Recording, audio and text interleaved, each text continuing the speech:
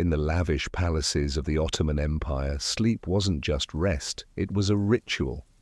Herbal blends, sacred silence, and a cure whispered by royal physicians promised peace to the restless. But not every remedy brought relief. Some, wrapped in silk and secrecy, carried darker consequences. Tonight, we drift back into a world where one so-called cure lulled more than minds. It silenced them forever. Let's uncover how something meant to heal became a royal death trap. If strange truths and forgotten rituals help your mind unwind, you're in the right bedtime corner of the internet dust. Hit that subscribe button and tap the bell so you never miss a quiet tale from history's dim candlelit corners. Before we continue, I'd love to know, where are you listening from and what time is it for you right now? It's always amazing to see how far our quiet little stories are reaching. In the sprawling corridors of Topkapi Palace during the winter of 1547, you would have encountered a man whose very existence embodied the delicate balance between healing and harm that defined Ottoman court medicine. Mehmed Effendi, the chief physician to Sultan Suleiman the Magnificent, carried upon his shoulders not merely the health of the most powerful man in the empire, but the intricate web of medical knowledge that had been carefully accumulated over centuries of Islamic healing tradition. The position of Sara Tibiksa, or chief physician of the court, was no mere honorary title. You must understand that this role encompassed responsibilities that would seem overwhelming by today's standards. Mehmed Effendi was expected to oversee every aspect of medical care within the palace walls, from supervising the preparation of medicines in the Bashlale Kulesi to examining and licensing every physician, surgeon, and oculist who served the imperial household.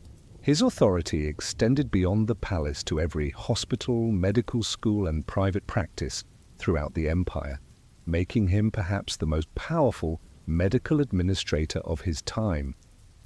The tower that housed the palace pharmacy stood as a testament to the sophisticated nature of Ottoman medical practice. Within its stone walls, shelves lined with carefully labeled ceramic jars contained remedies that had been refined through generations of medical scholarship. Chamomile, linden, jasmine, and violet teas were kept readily available for nighttime ailments, while more potent substances like cochineal, castor oil, and the tincture known as laudanum were secured in a special cabinet under the chief physician's personal supervision. The preparation of medicines in the Ottoman court followed protocols that had been established through centuries of careful observation and documentation.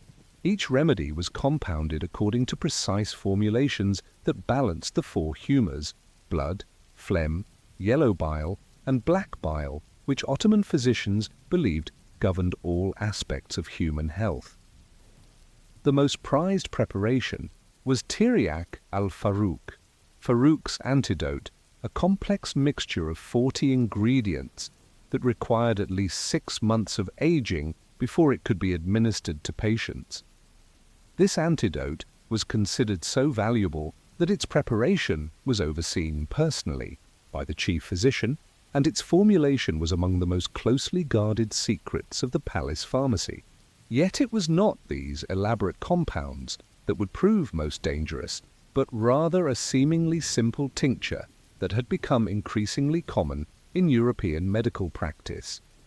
Laudanum, an opium-based preparation dissolved in wine or brandy, had found its way into the Ottoman medical arsenal through trade connections with Venetian merchants and diplomatic exchanges with European courts.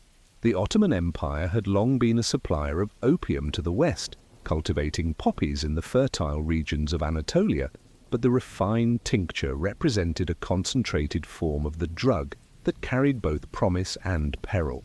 The daily routine of palace medical care followed patterns that had been established during the reign of Bayezid II and refined under successive sultans.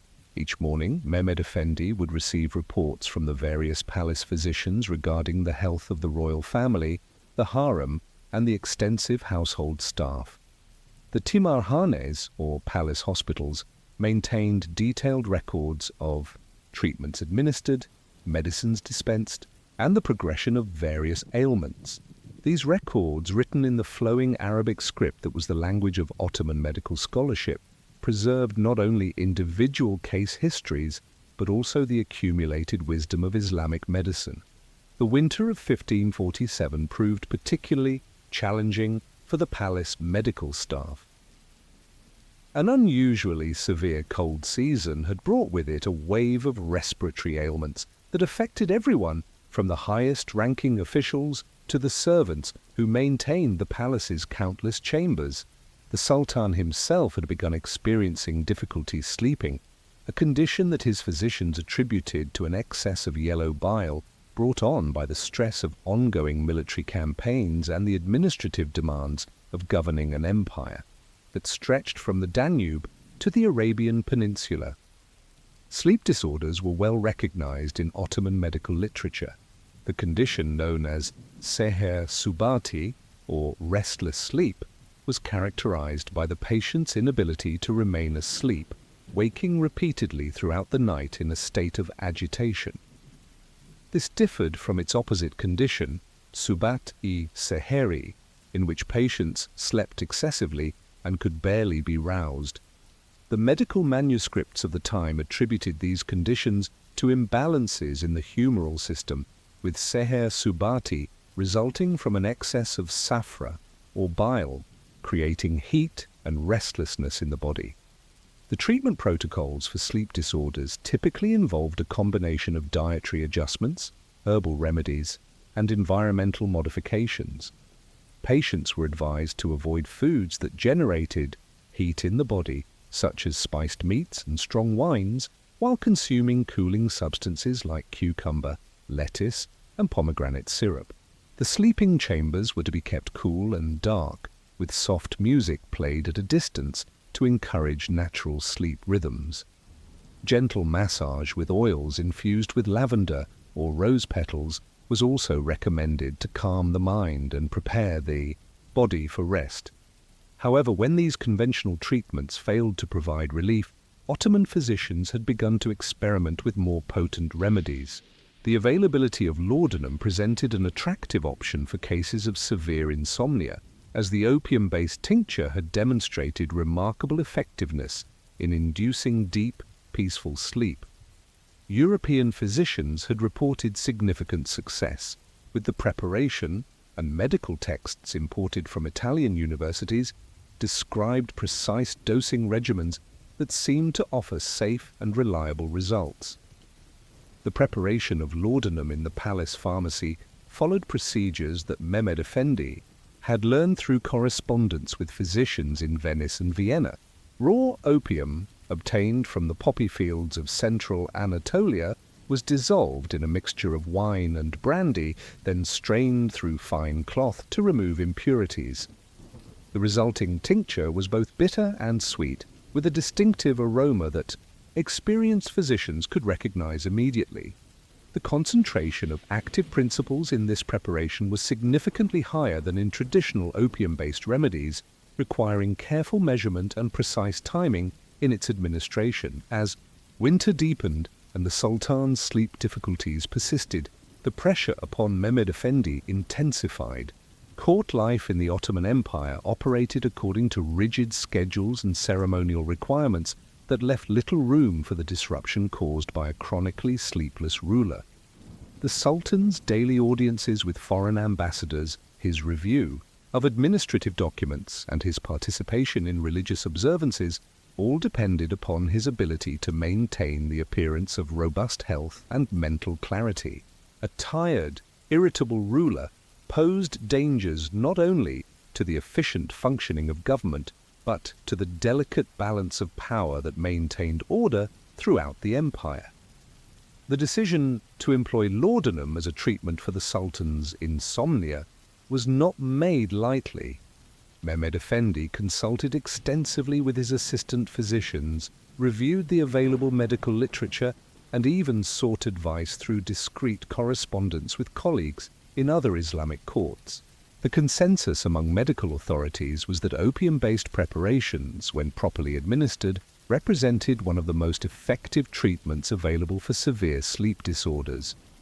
The key, according to European sources, lay in careful dosing and gradual adjustment based on the patient's response to the treatment.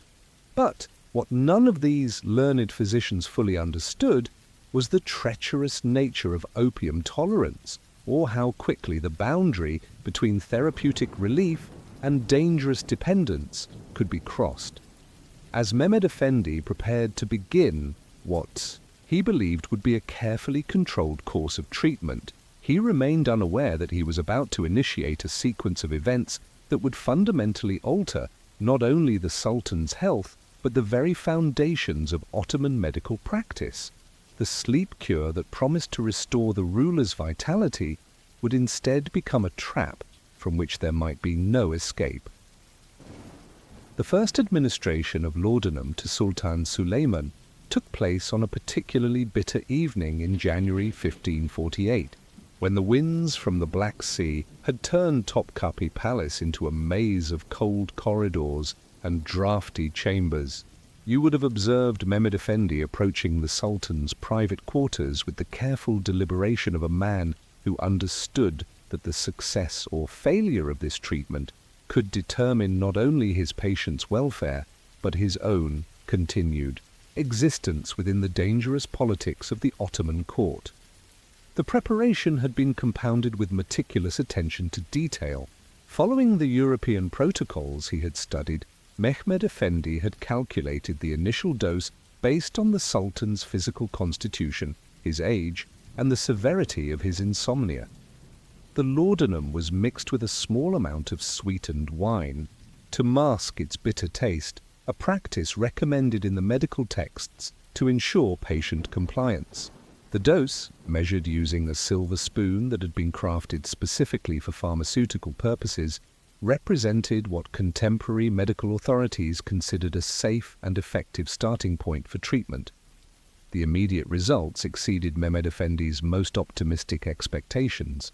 Within an hour of consuming the preparation, the Sultan's characteristic restlessness began to subside. His breathing became deeper and more regular, the tension in his shoulders and jaw visibly relaxed, and for the first time in weeks he achieved a state of profound, uninterrupted sleep that lasted through the night until the morning call to prayer. The success was so remarkable that news of it spread quickly through the palace's intricate network of servants, officials, and medical staff. Word of the Sultan's improved sleep reached the highest levels of the Ottoman administration. Grand Vizier Ibrahim Pasha, always alert to anything that might affect the Sultan's capacity for governance, made discreet inquiries about the nature of the treatment. The chief physician's authority in medical matters was absolute, but the political implications of any treatment administered to the Sultan required careful consideration. Ibrahim Pasha was particularly interested in understanding whether this new remedy might have any effect on the Sultan's mental acuity or decision-making capabilities during the crucial spring campaign season that lay ahead. Mehmed Effendi's reports to the Grand Vizier emphasized the European medical authorities' assurances regarding the safety and reversibility of opium-based treatments. Italian physicians had documented cases where patients had used laudanum regularly for months or even years without apparent ill effects, discontinuing the treatment when their underlying conditions improved. The key, according to these sources, lay in maintaining consistent dosing and avoiding sudden changes in the treatment regimen. This reassurance, combined with the dramatic improvement in the Sultan's sleep patterns, led to approval for continuing the therapy as needed. The second week of treatment proceeded smoothly, with the Sultan continuing to experience restful sleep and showing signs of improved energy and concentration during his daily activities. However, by the third week, subtle changes began to emerge. the Sultan began to inquire about the timing of his evening medication, showing an awareness of and anticipation for the laudanum that had not been present initially. More concerning was his request that the dose be administered earlier in the evening, claiming that the effects seemed to diminish more quickly than before. These observations prompted Mehmed Efendi to consult his medical texts more thoroughly. The European sources contained occasional references to patients requiring increased doses over time, a phenomenon they attributed to the body's natural adaptation to therapeutic substances. This was presented not as a cause for alarm, but as a normal aspect of treatment that could be managed through careful dose adjustment. The recommended approach was to increase the amount gradually, monitoring the patient's response and maintaining detailed records of any changes in effectiveness or side effects. The decision to increase the Sultan's laudanum dose was made following extensive consultation with the palace's other senior physicians. The medical organization at the Ottoman court included specialists in various areas of healing, and their collective opinion supported the chief physician's assessment that a modest increase in dosage represented sound medical practice. The adjustment was implemented gradually, with the dose increased by approximately 1/4, and the Sultan's response was monitored closely for any signs of adverse effects. The pattern that emerged over the following weeks would have been invisible to casual observation, but was deeply troubling to anyone who understood the subtle signs of developing dependence. The Sultan's sleep quality improved with each dose increase, but the duration of effectiveness steadily shortened. What had initially provided relief for an entire night now lasted only until the early hours of morning, leaving the Sultan awake and restless before dawn. His requests for medication came with increasing frequency and urgency, and he began to display irritability and anxiety during the hours before his scheduled dose. Mehmed Efendi found himself trapped in a dilemma that no medical text had adequately prepared him to face. The European sources had mentioned the possibility of dependence, but had characterized it as a manageable condition that could be resolved through gradual dose reduction when the underlying sleep disorder had been cured. What they had failed to convey was the progressive nature of opium tolerance, the way it created an ever-increasing demand for higher doses while simultaneously making discontinuation increasingly difficult and dangerous. The palace pharmacy began consuming opium at an unprecedented rate. The careful records maintained by the chief physician showed a steady escalation in both the frequency and quantity of laudanum preparation. What had begun as a nightly dose had evolved into multiple administrations throughout the day as the Sultan's tolerance continued to increase and his periods of comfort grew shorter. The special cabinet that housed the palace's supply of laudanum, once stocked for months of use, now required weekly replenishment. The physical effects of chronic laudanum use began to manifest in ways that concerned not only the medical staff, but also the court officials who interacted with the Sultan daily. His complexion grew pale and waxy, his pupils remained constricted even in dim light, and his movements became slower and more deliberate. More alarming were the cognitive changes, periods of confusion, difficulty concentrating during administrative meetings, and moments of apparent disconnection from his surroundings.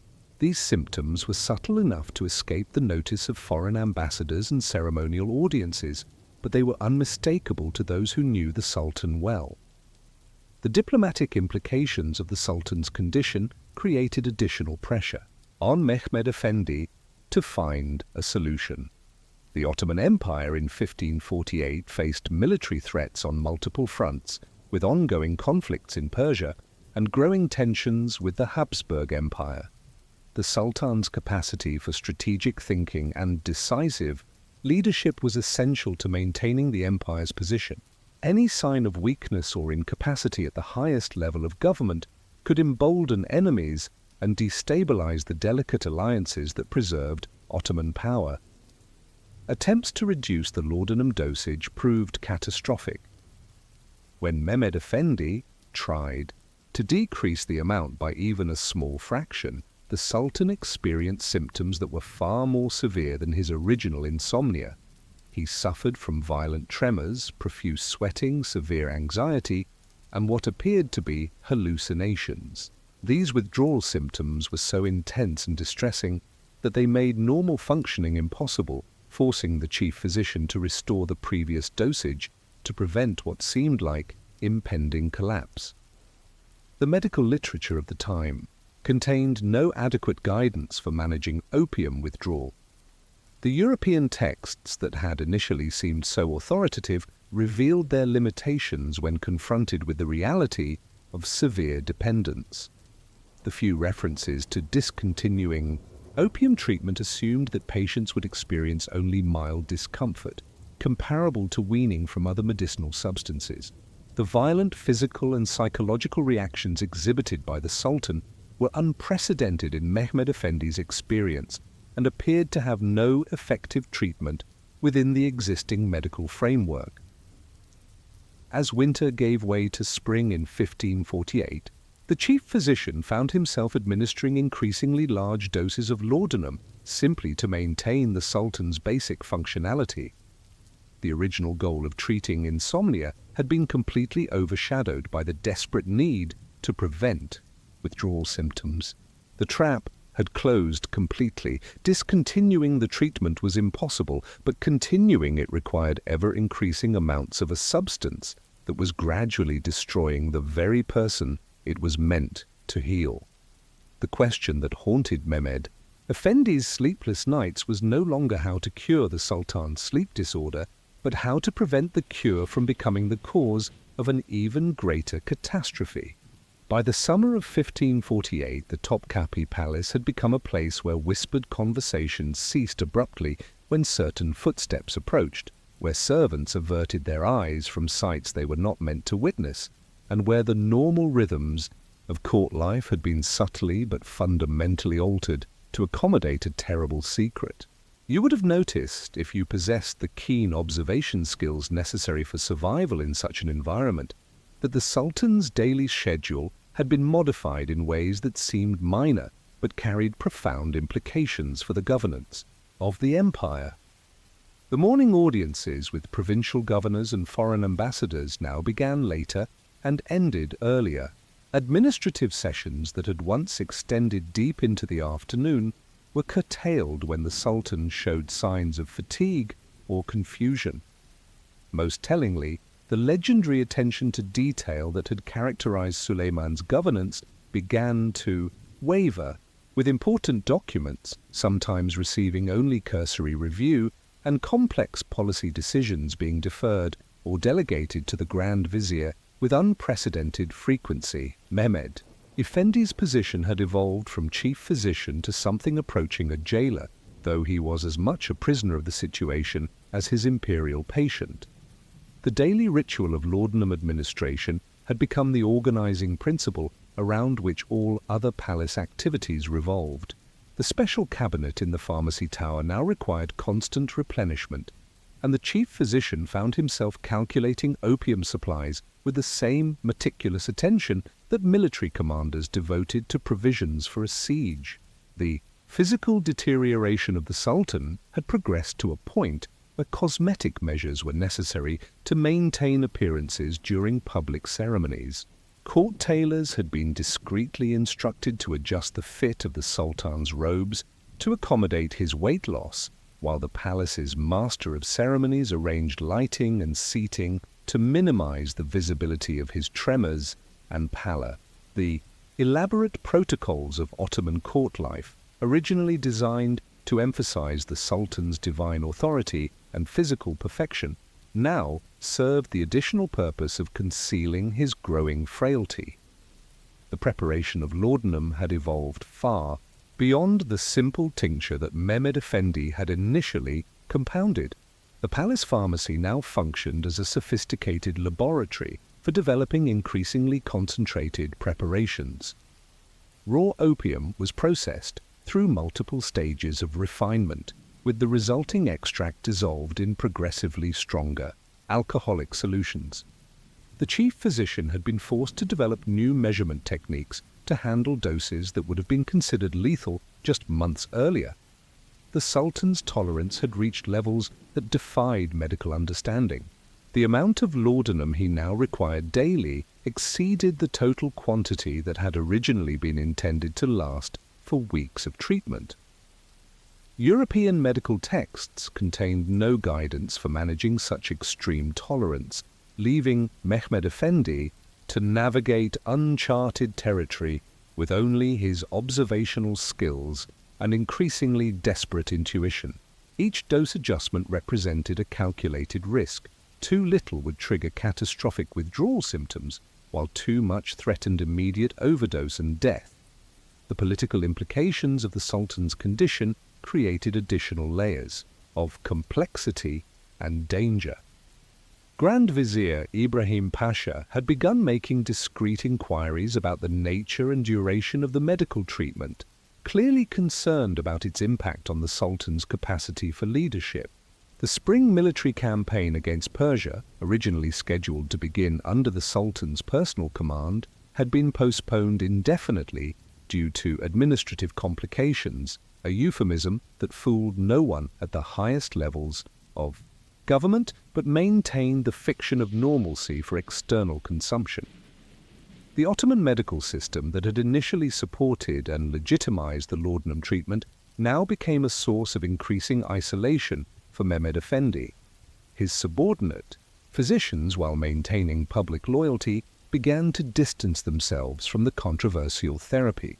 The detailed medical records that had once documented every aspect of palace healthcare were now deliberately obscured, with crucial information omitted or recorded in coded language that would be meaningless to future investigators. Attempts, to seek guidance from medical authorities outside the palace proved futile and dangerous.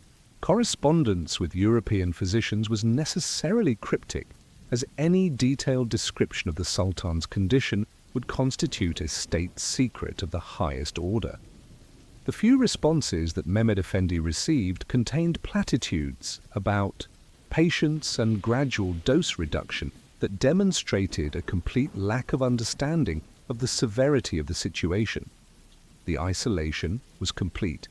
He possessed sole responsibility for managing a medical crisis that was beyond his knowledge and training, with no possibility of expert consultation or assistance. The human cost of the Sultan's dependence extended far beyond his personal suffering. Palace servants who had witnessed his condition were transferred to remote positions or dismissed entirely to prevent information from spreading. The Sultan's closest personal attendants lived in constant fear of accidentally triggering his anger or anxiety, knowing that the smallest disruption to his routine could precipitate a crisis. The harem, traditionally a place of refuge and pleasure for the Sultan, became another source of stress as he struggled to maintain the appearance of virility and authority while battling constant physical discomfort. The irony of the situation was not lost on Mehmed Efendi. The Ottoman Empire, that had long been Europe's primary supplier of opium, was now consuming its most precious resource to maintain the functionality of its ruler. The poppy fields of Anatolia, originally cultivated to meet foreign demand for the raw drug, were increasingly devoted to supplying the palace pharmacy. The economic implications were minor compared to the political catastrophe that would result if the Sultan's condition became public knowledge, but they represented another measure of how completely the treatment had escaped rational control. That end came not with the dramatic collapse that Mehmed Efendi had long feared, but with a gradual dissolution that was perhaps even more tragic. Over the course of several weeks in late summer, the Sultan's tolerance reached a point where no amount of laudanum could provide relief. The doses required to prevent withdrawal symptoms were so large that they induced a state of near constant stupor, making any form of governance impossible. Yet reducing the dose even slightly triggered agony so severe that it seemed likely to prove fatal. The final administration of laudanum took place on a humid evening in August 1548, when even the gentle breezes from the Bosphorus provided no relief from the stifling heat that had settled over Istanbul. Mehmed Effendi prepared what he knew would be the last dose, calculating the amount needed to ease the Sultan's suffering while accepting that it would likely prove fatal. The preparation contained enough opium to kill a dozen men, yet, for Suleiman, it represented merely a temporary reprieve from unbearable agony. The Sultan died quietly in the early hours of the following morning, his breathing gradually slowing until it ceased entirely. The official cause of death was recorded as a fever brought on by the summer heat, a fiction that was accepted without question by a court that understood the necessity of maintaining certain appearances. Mehmed Effendi was quietly transferred to a remote position in Anatolia, where he lived out his remaining years in obscurity, carrying the knowledge of what had truly transpired in the halls of power. The laudanum that had promised to cure a simple case of insomnia had instead created a trap from which there was no escape, consuming not only the Sultan, but everyone who had become entangled in the web of dependence and deception it created. The sleep cure had become a death sentence, delivered gradually over months of increasing desperation and concealment. In the end, the only rest that the treatment could provide was the eternal sleep that marked its ultimate failure, leaving behind questions about the nature of medical authority and the dangers of placing absolute trust in remedies that promised more than they could safely deliver. In the winter of 1512, you would have approached the newly completed Sultan Bayezid II complex in Edirne with a sense of wonder at the architectural innovation that lay before you. The hospital, or Darushifa, represented the culmination of centuries of Islamic medical knowledge combined with revolutionary ideas about the therapeutic power of environmental design. The central feature that distinguished this institution from all other hospitals in the Ottoman Empire was not its impressive dome or its carefully planned courtyards, but the purposefully designed acoustical properties that would allow music and water sounds to permeate every corner of the patient care areas. The concept of music therapy in Islamic medicine was not new, but its systematic implementation at Bayezid II's hospital represented an unprecedented commitment to what Ottoman physicians believed was one of the most powerful healing modalities available.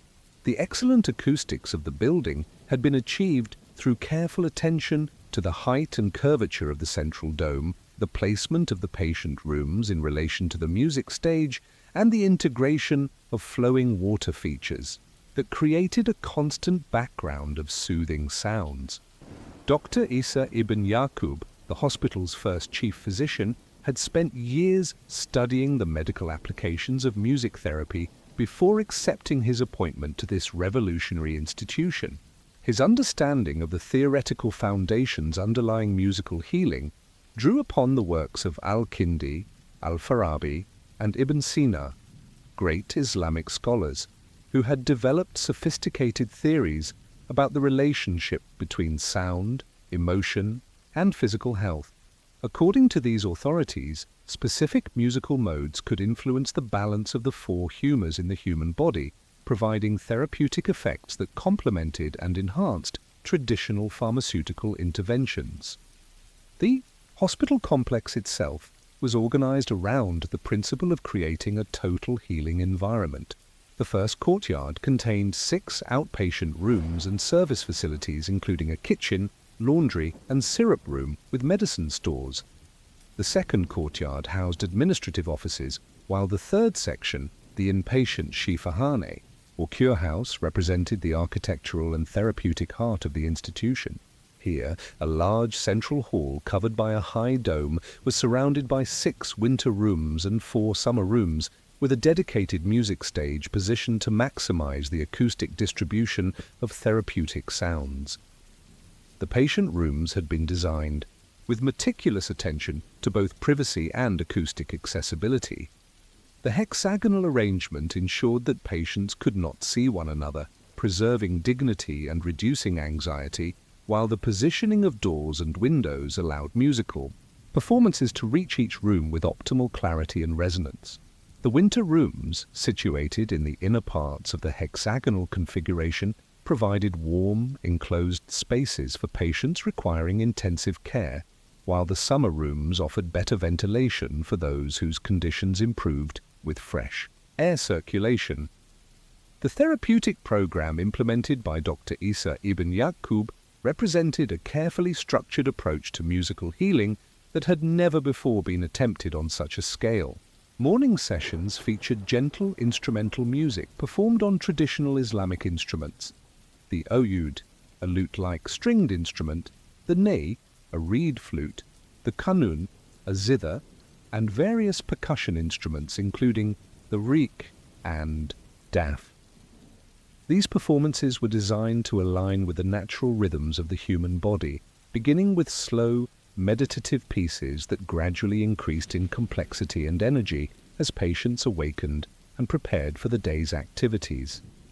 The selection of musical modes followed principles established by Islamic medical authorities who had identified specific relationships between scales, emotional states, and physiological responses. The music therapy implemented at the hospital employed 8 primary modes, each believed to influence different aspects of health and healing. The Rast mode was used for general strengthening and balancing of the constitution, while the Isfahan mode was considered particularly effective for melancholic conditions. The Hijaz mode was employed for patients suffering from excessive heat in their temperament, while the Neva mode was used to calm anxiety and promote restful sleep. Water features throughout the hospital provided a constant acoustic foundation for the musical performances. The central fountain in the main hall created a gentle, rhythmic sound that Islamic physicians believed helped regulate breathing and heart rate. Smaller water features in individual patient areas provided localized sound therapy that could be adjusted based on each patient's specific condition and sensitivity. The combination of flowing water and carefully selected music created what Dr. Isa ibn Yaqub described in his treatment notes as a sonic environment that supports the natural, healing processes of the human spirit. The hospital's approach to treating mental illness was particularly innovative for its time. Patients suffering from what Ottoman medical texts classified as various forms of madness, including mania, melancholia, and delusional disorders, were housed in specially designed rooms where the acoustic properties had been optimized for maximum therapeutic benefit. The theory underlying this treatment held that mental illness often resulted from discord in the patient's internal harmony, which could be restored through exposure to carefully orchestrated external harmonies. The daily schedule of musical performances was coordinated with other therapeutic activities including pharmaceutical treatments, dietary modifications, and physical therapies.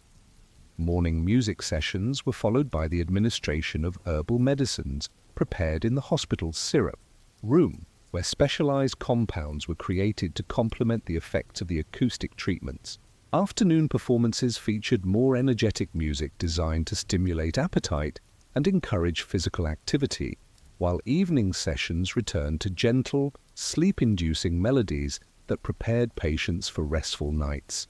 The musicians employed at the hospital were not merely entertainers, but trained therapeutic specialists who understood the medical principles underlying their performances. They worked closely with the medical staff to adjust their repertoires based on the specific needs of individual patients, sometimes creating personalized musical prescriptions that addressed particular symptoms or conditions. The music stage in the central hall was designed to accommodate both solo performances and ensemble pieces, allowing for a wide range of therapeutic approaches. Record keeping at the hospital included detailed documentation of patient responses to different types of musical therapy. Dr. Isa ibn Yaqub maintained careful notes on which modes seemed most effective for various conditions. how long treatment typically required to show results, and which patients seemed particularly responsive to acoustic interventions. These records, written in Arabic script and preserved in the hospital's archives, represented some of the earliest systematic documentation of music therapy outcomes in medical history. The success of the initial months of operation exceeded even the most optimistic expectations of the hospital's founders. Patients who had been considered incurable at other institutions showed remarkable improvement when exposed to the comprehensive therapeutic environment. Word of these successes spread throughout the Ottoman Empire and beyond, attracting patients from distant provinces and even from other Islamic countries. The hospital's reputation for effective treatment of mental illness made it a destination for families desperate to find help for relatives who had been given up as hopeless cases. However, the very success of the musical therapy program created pressures that would ultimately lead to its transformation from a carefully controlled therapeutic intervention into something far more problematic. The demand for treatment far exceeded the hospital's capacity, leading to overcrowding and pressure to increase the intensity and duration of therapeutic session. What had been designed as a gentle, gradual healing process began to evolve into something more aggressive and potentially dangerous. The autumn of 1513 marked the beginning of subtle changes in the hospital's therapeutic approach that would, over time, fundamentally alter the nature of the musical treatments. Dr. Isa ibn Yaqub, facing pressure to accommodate more patients and accelerate treatment outcomes, made the fateful decision to extend the duration of daily music sessions and increase their volume to ensure that the acoustic therapy could reach patients even in the most distant rooms of the complex. This decision, while seemingly minor, represented the first step toward a transformation that would eventually turn the hospital's greatest strength into its most dangerous weakness. The spring of 1514 brought changes to the Bayezid II hospital that seemed, at first glance, to represent natural improvements to an already successful therapeutic program. Dr. Isa ibn Yaqub had documented remarkable recovery rates among patients treated with the combination of musical therapy and traditional medical interventions, leading to increasing pressure from Sultan Bayezid II himself to expand the hospital's capacity and enhance its reputation as the most advanced medical institution in the empire. The modifications that followed this royal encouragement would transform the gentle healing environment into something altogether different and far more dangerous. The first significant change involved the scheduling of musical performances. What had originally been discrete sessions lasting 1 to 2 hours, carefully timed to complement the natural rhythms of daily life, gradually expanded into longer, more intensive periods of acoustic therapy.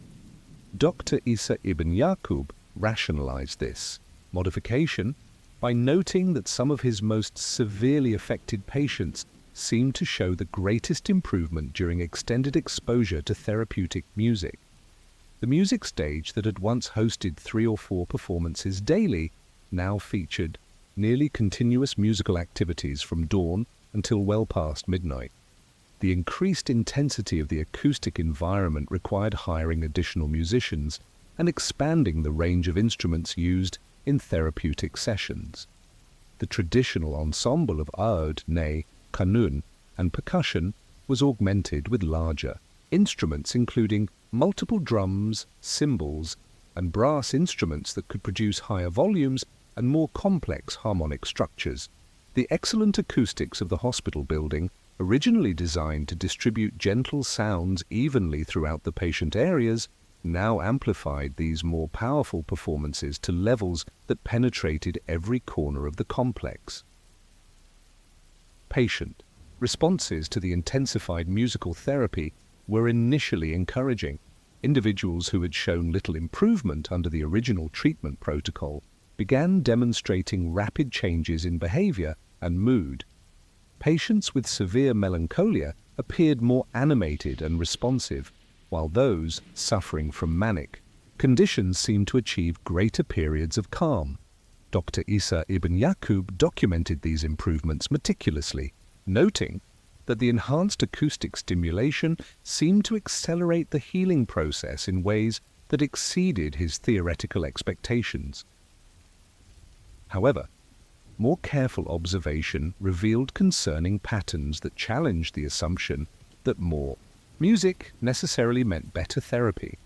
Some patients who had initially responded well to the increased intensity began showing signs of overstimulation and agitation. Sleep patterns, which had been successfully regulated under the original treatment protocol, became disrupted as the constant musical activity made it difficult for patients to achieve the natural rest cycles essential for recovery. The water, sounds from the fountains, once a soothing complement to the musical performances, were now completely overwhelmed by the volume and complexity of the acoustic environment. The hospital staff began reporting behavioral changes among patients that seemed directly related to the intensified music therapy. Individuals who had previously been calm and cooperative became restless and irritable during periods when the music stopped. Some patients developed what appeared to be an obsessive focus on the musical performances, positioning themselves as close as possible to the central hall and becoming agitated when prevented from attending sessions. Most concerning was the emergence of withdrawal-like symptoms when patients were moved to quieter areas of the hospital, or when technical problems temporarily interrupted the musical program. Dr. Isa ibn Yaqub's medical records from this period reveal a growing awareness that the therapeutic effects he had initially attributed to enhanced musical therapy might actually represent a form of acoustic dependence. Patients seemed to require progressively higher volumes and longer exposure periods to achieve the same calming effects that had once been produced by gentle, brief sessions. The carefully calibrated relationship between specific musical modes and particular health conditions was breaking down as patients demanded more stimulation regardless of their diagnosed ailments. The hexagonal patient rooms that had once provided privacy and acoustic isolation now seemed insufficient to contain patients who were becoming increasingly agitated when separated from the source of musical stimulation. Structural modifications were undertaken to improve sound transmission throughout the hospital, including the installation of acoustic tubes and resonance chambers that could carry music to previously quiet areas. These changes fundamentally altered the architectural character of the building, transforming it from a place of selective acoustic therapy into an environment of inescapable sound immersion. The administrative challenges created by the intensified musical program were substantial. The hospital's budget for musicians, instruments, and acoustic equipment increased dramatically as the demand for continuous performance grew. The syrup room and medicine stores had to expand their inventories of stimulant and sedative preparations to manage patients whose responses to music therapy had become unpredictable and extreme. The kitchen and laundry facilities struggled to accommodate patients whose sleep disruption and behavioral changes created additional demands for food service and clothing replacement. The reputation of the hospital began to shift in ways that reflected the transformation of its therapeutic approach. Families seeking treatment for relatives with mental illness were attracted by reports of rapid, dramatic improvements in patient behavior. However, these same families often expressed concern about the personality changes they observed in patients who had undergone extended periods of intensive musical therapy.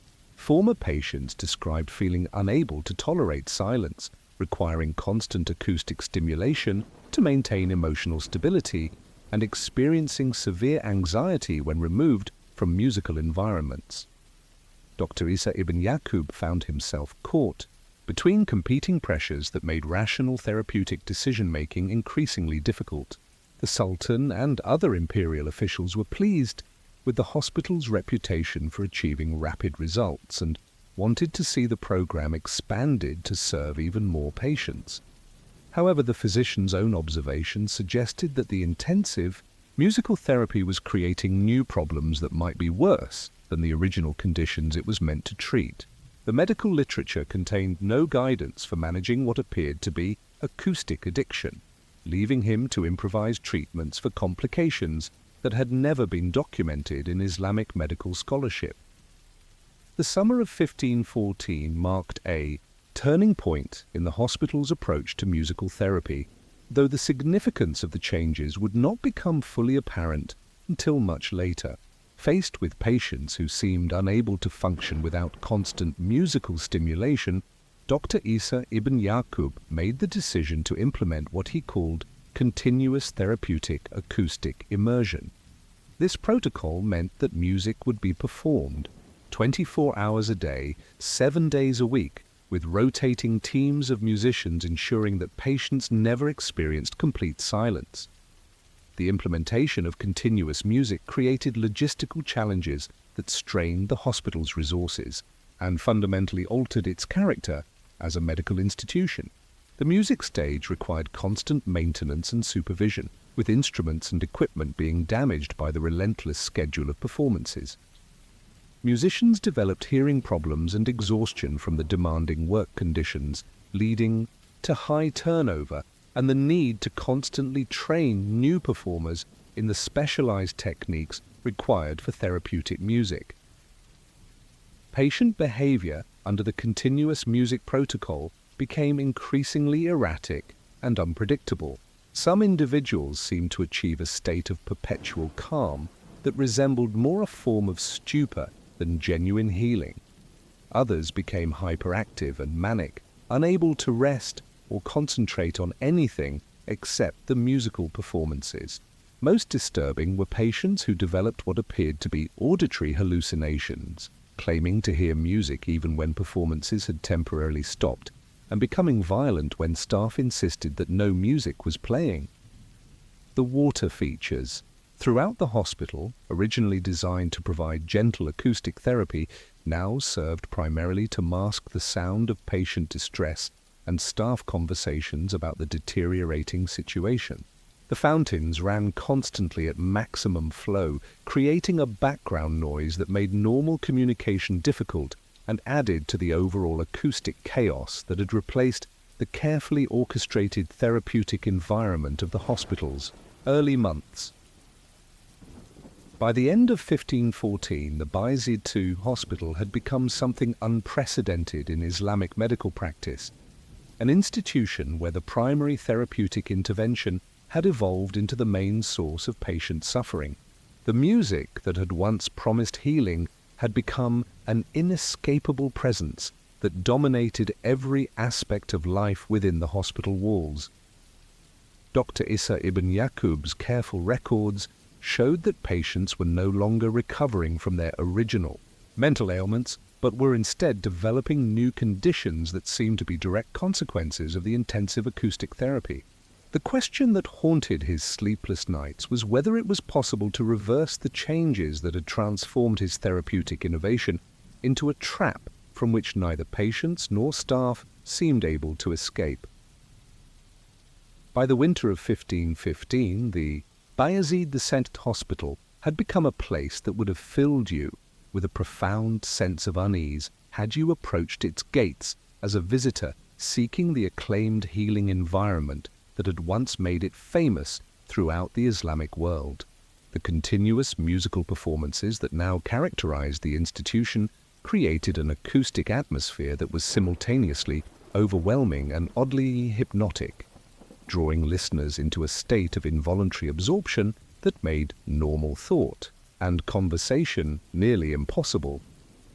The central hall with its high dome had been transformed from a space of therapeutic harmony into something resembling an echo chamber of human suffering, amplified by relentless musical accompaniment. The musicians, working in rotating shifts to maintain the 24-hour performance schedule, showed signs of the same psychological deterioration that affected their patients. Many had developed hearing impairments, sleep disorders, and a form of musical obsession that made it difficult for them to function in environments without constant acoustic stimulation. Dr. Isa ibn Yaqub's medical records from this period reveal a man struggling to understand and document phenomena that had no precedent in Islamic medical literature. Patients who had been admitted for conventional mental ailments, melancholia, mania, and various forms of delusional thinking were now exhibiting symptoms that seemed to belong to an entirely different category of illness.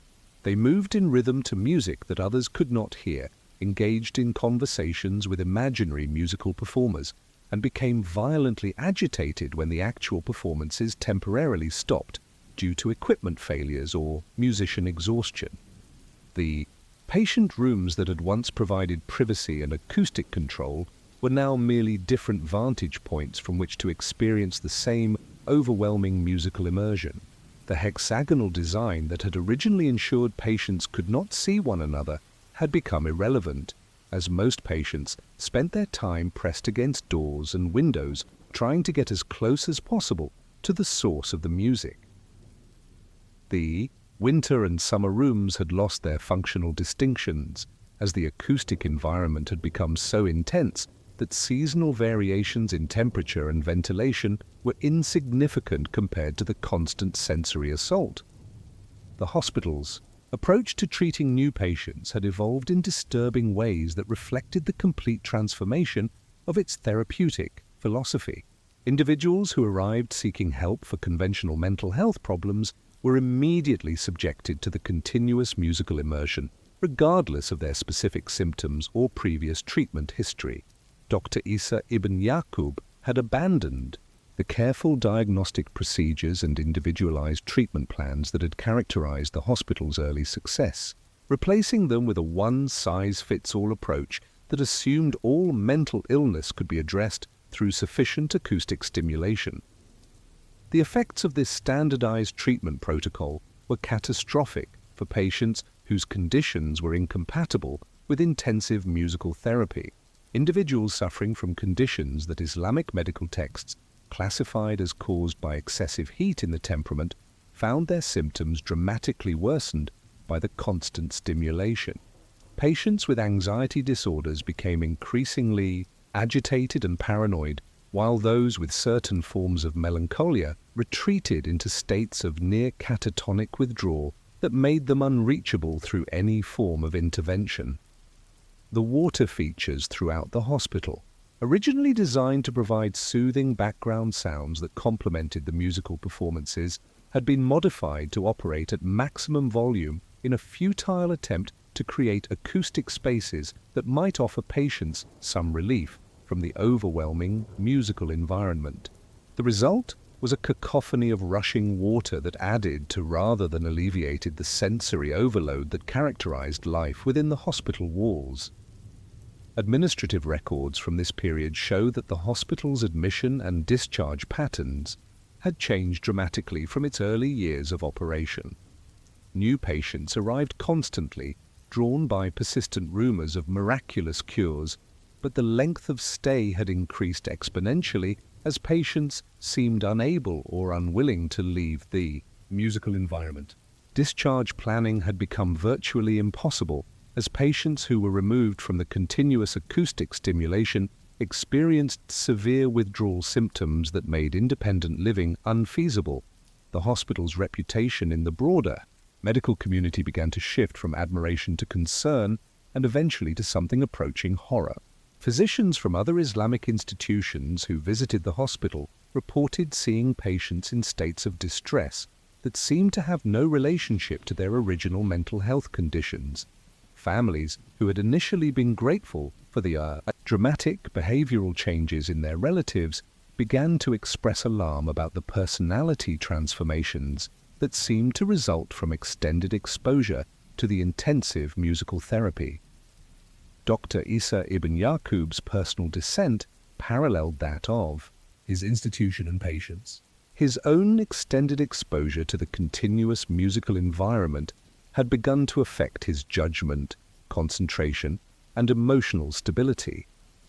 His medical notes from the final months of 1515 show handwriting that becomes increasingly erratic and content.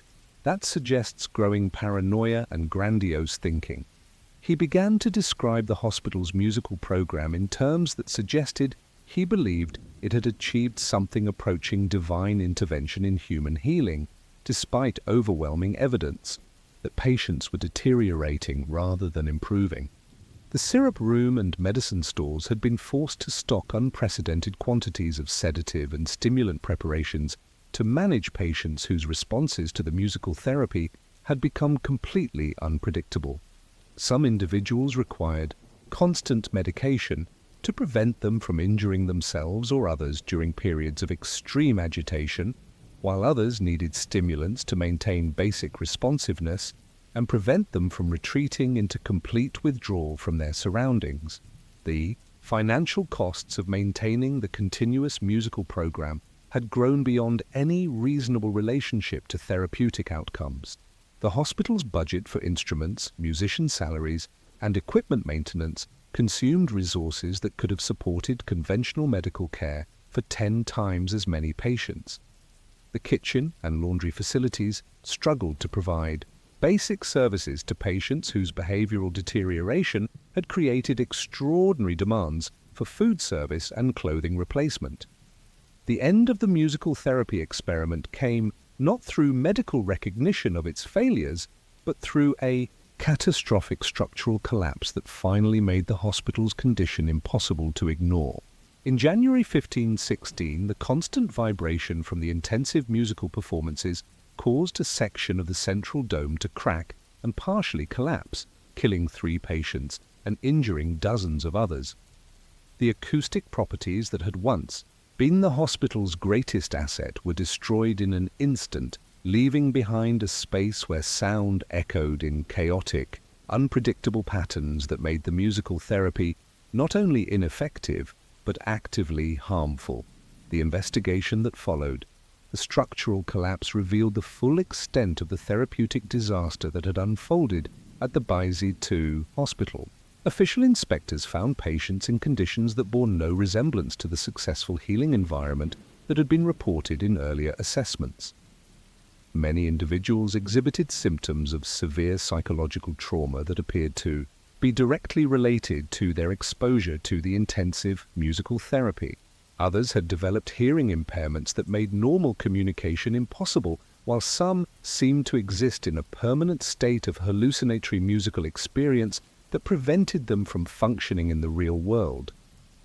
Dr. Isa ibn Yaqub was quietly removed from his position and confined to a private residence where he spent his remaining years in a state of perpetual acoustic sensitivity that made exposure to any form of music or rhythmic sound physically unbearable. The irony of his condition was not lost on those who had witnessed the transformation of his innovative therapeutic program into a source of suffering that exceeded anything the patients had experienced before their admission to the hospital. The hospital itself was eventually demolished as the structural damage and acoustic distortions made it unsuitable for any form of medical care. The site was left empty for decades, with local residents reporting that they could sometimes still hear faint music emanating from the ruins, though investigators could never identify any source for these sounds. The musical instruments and equipment that had once represented the cutting edge of therapeutic technology were destroyed or scattered, ensuring that the dangerous experiment in intensive acoustic therapy could never be replicated. The Bayezid II hospital's descent from innovative healing center to acoustic nightmare served as a cautionary tale about the dangers of allowing therapeutic enthusiasm to override careful medical judgment. The music that had once promised to restore harmony to disordered minds had instead created a new form of madness that was more devastating than any of the conditions it was meant to treat.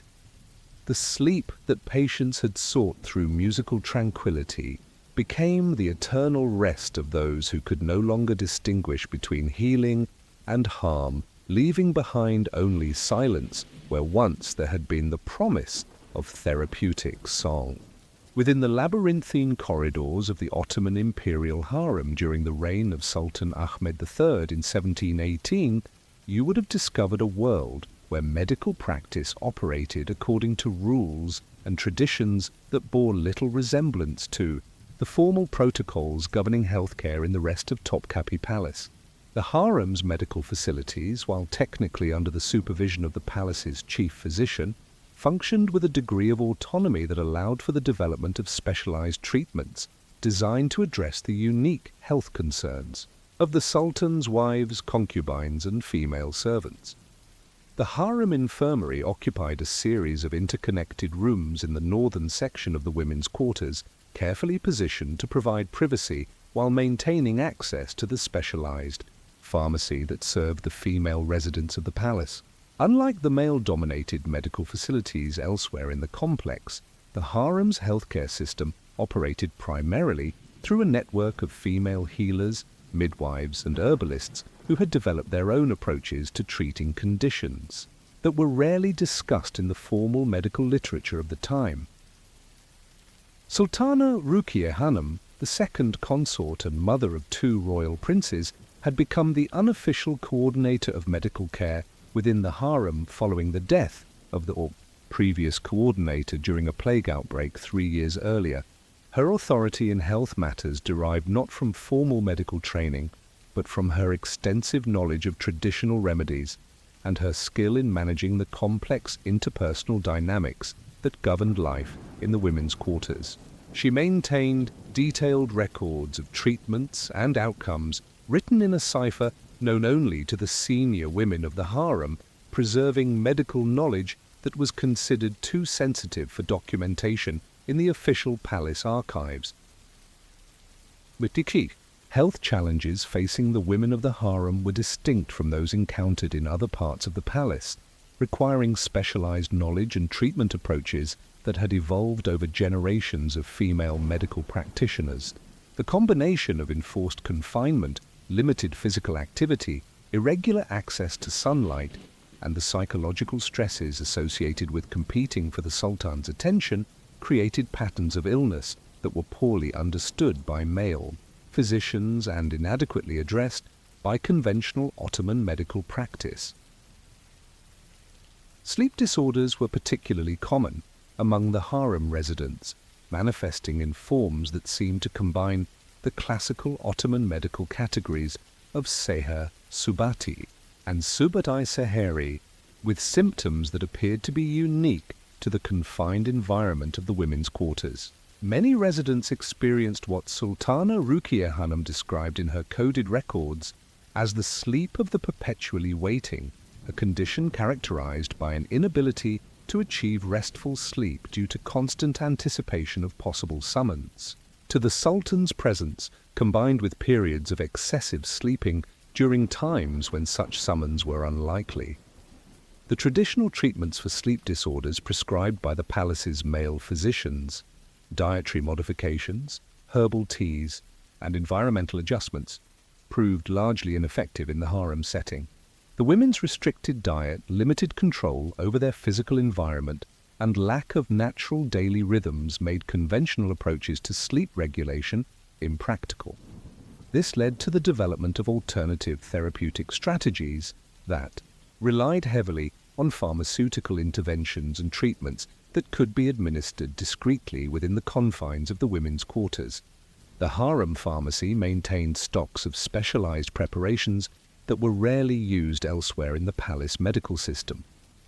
Among these were concentrated extracts of opium-bearing plants, alcohol-based tinctures that were forbidden in other parts of the Islamic court, and compounds that combined sedative herbs with stimulant substances to create complex effects on consciousness and sleep patterns. The preparation and administration of these remedies required knowledge that was passed down through oral tradition among the senior women of the harem, creating a medical practice that operated parallel to but separate from the official Ottoman healthcare system. Sultana Ruqayya Hanum's approach to treating sleep disorders in the harem represented a synthesis of traditional Islamic medicine with innovations that had been developed specifically for the unique circumstances of palace women. Her most significant contribution was the development of what she called graduated rest therapy, a treatment protocol that used carefully timed administration of sedative substances to gradually retrain patients' sleep patterns over periods of weeks or months. This approach required precise knowledge of dosing, timing, and individual patient responses that could only be gained through extensive experience and careful observation.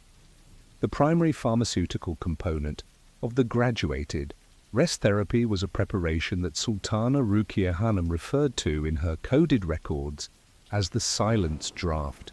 This compound combined laudanum, the same opium-based tincture used elsewhere in the palace, with extracts of various sleep-inducing herbs, alcohol for preservation and rapid absorption, and honey to mask the bitter taste and make the preparation more palatable for long-term use.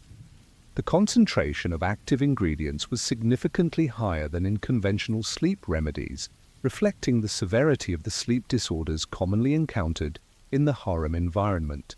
The administration of the silence draft followed protocols that had been refined through years of experimentation and observation.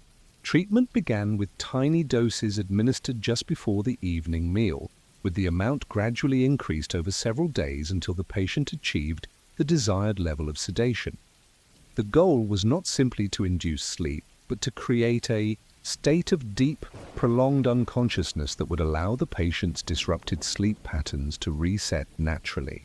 Successful treatment typically required several weeks of continuous medication, with careful monitoring to prevent overdose while ensuring adequate therapeutic effect. Record-keeping for harem medical treatments required extraordinary discretion due to the sensitive nature of many conditions and the potential political implications of documenting the health problems of the Sultan's women. Sultana Ruqia Hanım developed a system of coded notations that allowed her to track patient responses to different treatments while maintaining the secrecy necessary to protect both the women under her care and herself from potential accusations of inappropriate medical practice. These records, preserved in a hidden compartment within her private chambers, represented one of the few surviving documents of women's medical practice in the Ottoman court. The success of the graduated rest therapy in treating severe sleep disorders led to its adoption for other conditions that were common among harem residents. Women suffering from what contemporary medical texts would have classified as melancholia, anxiety, and various forms of hysteria were treated with modified versions of the silence draft protocol, adjusted for their specific symptoms and circumstances. The versatility of the opium-based preparation made it an attractive option for addressing multiple conditions with a single therapeutic approach.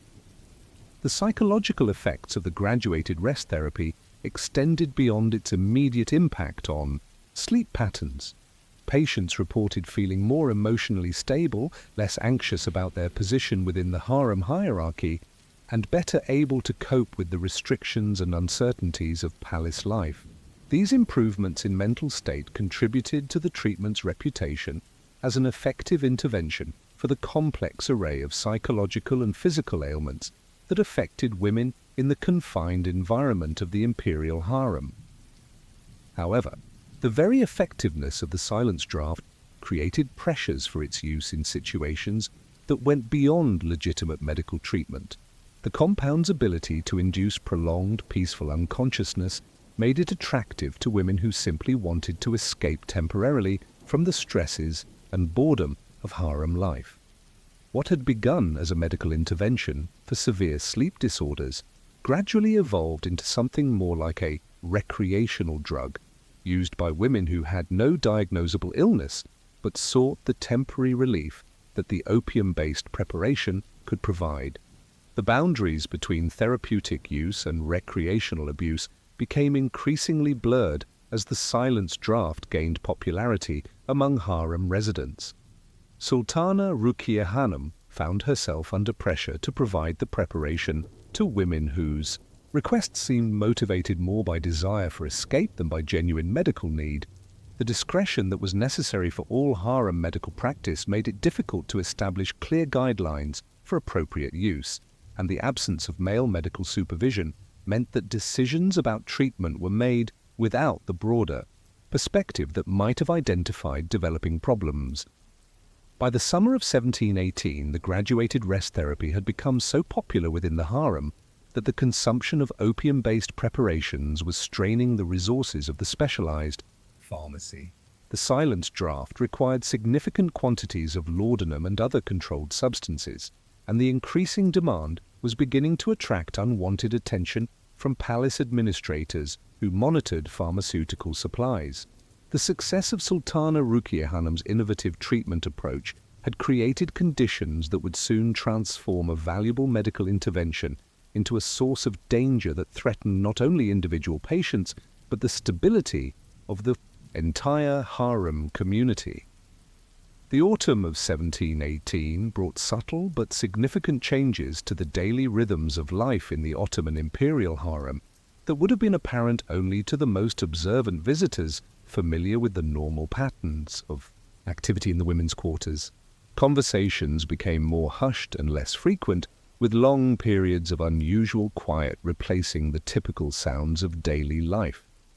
The elaborate social rituals that had traditionally structured interactions among the Sultan's wives and concubines began to show signs of disruption as increasing numbers of women spent extended periods in states of sedated withdrawal from their surroundings. Sultana Ruqayya Hanum's coded medical records from this period reveal a growing concern about patterns of use that seemed to extend far beyond the therapeutic protocols she had originally established for the silence draft. What had begun as carefully supervised medical treatment for severe sleep disorders was evolving into something more widespread and less controlled, with women requesting the opium-based preparation for an expanding range of conditions and circumstances that seemed to have little connection to legitimate medical need. The graduated rest therapy that had initially required weeks of careful dose adjustment and monitoring was being requested by women who claimed to need immediate relief from various forms of emotional distress. Palace politics, romantic disappointments, anxiety about aging and loss of beauty, and simple boredom were increasingly cited as justifications for pharmaceutical intervention. The distinction between medical treatment and recreational use became increasingly meaningless as the culture of the harem adapted to accommodate the availability of potent, mood-altering substances. The harem pharmacy found itself struggling to maintain adequate supplies of the ingredients necessary for preparing the silence draft and its various modifications. The consumption of laudanum had increased by more than 500% compared to previous years, while the use of supplementary herbs and alcohol-based tinctures had grown proportionally. The specialized preparations that had once been compounded for individual patients with specific medical conditions were now being manufactured in larger quantities to meet the general demand from harem residents. The effects of widespread opium use within the confined environment of the harem created social dynamics that had no precedent in the history of the Ottoman court. Women who had once competed vigorously for the Sultan's attention and favor became increasingly passive and withdrawn, spending long hours in states of drugged contentment that made them unavailable for the elaborate ceremonies and entertainments that were essential to palace life. The traditional hierarchies and rivalries that had structured relationships among the Sultan's women began to break down as the motivation to engage in social competition was diminished by pharmaceutical escape. Sultana Ruqayya Hanum found herself in the impossible position of trying to maintain medical standards while accommodating the growing demand for her preparations from women who were not genuinely ill but were influential enough to make their displeasure dangerous. The discretion required for all harem medical practice meant that she could not seek guidance from the palace's chief physician or other male medical authorities, leaving her to navigate increasingly complex ethical and practical dilemmas without external support or oversight. The psychological effects of chronic opium use began to manifest in ways that threatened the basic functioning of the harem as a social institution. Women who had previously been articulate and intellectually engaged became confused and forgetful, struggling to maintain coherent conversations or remember important information about palace protocols and procedures. The cognitive impairment was particularly problematic for senior women who were responsible for training new arrivals and maintaining the cultural traditions that preserved the harem's role in Ottoman court life.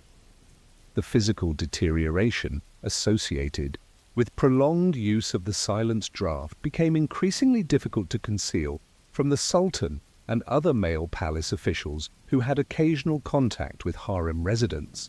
Weight loss, pale complexion, and obvious signs of sedation made it clear that something was seriously wrong with the health of the women, but the culture of secrecy that surrounded all aspects of harem life made it difficult for outside observers to understand the nature and extent of the problem. The preparation of opium-based medications had evolved from the careful, individualized compounding that had characterized Sultana Ruqayya Hanum's original therapeutic approach into something more like mass production of standardized preparations. The specialized knowledge that had once been required to adjust dosages and monitor patient responses was being abandoned in favor of simplified protocols that could be administered with minimal supervision by women who had no formal medical training. The economic implications of the widespread opium use were beginning to attract unwanted attention from palace administrators responsible for monitoring pharmaceutical expenses. The harem pharmacy's budget had grown to represent a significant portion of the overall medical costs for the entire palace complex, a disproportion that was difficult to justify given the relatively small number of women served by the facility. Questions about the nature and necessity of the expensive medications being consumed in such large quantities were becoming more frequent and more difficult to deflect. The traditional sources of opium and other controlled substances were proving inadequate to meet the harem's growing demand, forcing Sultana Ruqayya Hanum to develop new supply networks that operated outside the normal palace procurement channels. These alternative sources were more expensive, less reliable, and potentially more dangerous, as the quality and purity of the substances could not be guaranteed through the usual testing and verification procedures. The risk of adulterated or contaminated materials increased significantly, adding another layer of danger to an already problematic situation. The social isolation that had always characterized life in the harem became more extreme as women under the influence of opium-based preparations lost interest in maintaining relationships with others. The elaborate networks of friendship, alliance, and rivalry that had traditionally provided emotional support and intellectual stimulation were gradually dissolving as increasing numbers of women chose pharmaceutical escape over human connection. The communal activities that had once brought harem residents together, music, poetry, crafts, and conversation, were increasingly abandoned in favor of solitary drug use. The breakdown of social structures within the harem had practical consequences that extended beyond the immediate effects on individual women. The traditional systems for training new concubines, maintaining palace protocols, and preserving cultural knowledge were disrupted as the women responsible for these activities became unreliable due to chronic intoxication. The harem's role as a center of artistic and intellectual activity within the Ottoman court was compromised as the creative and cognitive abilities of its residents deteriorated under the influence of constant sedation. By the winter of 1719, the situation in the harem had reached a crisis point that could no longer be ignored or concealed from palace authorities. The Sultan himself had begun to notice the changed behavior and appearance of his wives and concubines, commenting privately to his advisors about their unusual passivity and apparent lack of interest in court life. The graduated rest therapy that had once promised to solve the sleep disorders common among harem residents had instead created a community of women who seemed to be sleeping through their lives, awake but absent from the world around them. Sultana Rukiye Hanım's attempts to reduce the availability of the silence draft and return to more conservative treatment protocols met with resistance that bordered on rebellion. Women who had become dependent on the opium-based preparations demanded continued access and threatened to expose the entire medical program if their needs were not met. The coded records that had once documented careful therapeutic progress now contain desperate notes about managing withdrawal symptoms, preventing overdoses, and dealing with the psychological breakdowns that occurred when patients were denied their expected medications. The healing silence that had once brought peace to troubled women had become a different kind of silence, the quiet of minds that had retreated so far from reality that they might never return. The spring of 1720 marked the beginning of what palace historians would later refer to, in carefully euphemistic language, as the time of great stillness in the Ottoman imperial harem. You would have noticed, had you been permitted access to the women's quarters during this period, an atmosphere that was simultaneously peaceful and deeply unsettling, an unnatural quiet that seemed to permeate every corner of the once vibrant social environment that had been the heart of palace cultural life. The silence draft had evolved far beyond Sultana Rukiye Hanım's original therapeutic formulation into a range of increasingly potent preparations designed to meet the escalating tolerance that chronic users had developed over months of continuous opium consumption. The simple combination of laudanum, herbs, and alcohol that had once provided gentle sleep assistance had been replaced by concentrated extracts that contained levels of active opiates sufficient to maintain consciousness while completely suppressing emotional responsiveness and physical discomfort. The women of the harem had effectively divided into two distinct populations: those who had access to the pharmaceutical preparations and those who did not. The divide created social dynamics that bore no resemblance to the traditional hierarchies based on the sultan's favor, family connections, or personal accomplishments. Women who had once held positions of influence found themselves marginalized if they chose not to participate in the drug culture, while others who had previously been insignificant gained importance through their ability to obtain and distribute the coveted preparations. Sultana Rukiye Hanım's position had transformed from medical coordinator to something more closely resembling a drug dealer, though she maintained the fiction that her activities constituted legitimate medical practice. Her coded records from this period show a woman struggling to maintain some semblance of medical protocol while accommodating demands that had long since exceeded any reasonable therapeutic justification. The careful dose adjustments and monitoring procedures that had characterized her original treatment approach had been abandoned in favor of simply providing whatever quantities were necessary to prevent withdrawal symptoms and maintain basic functionality.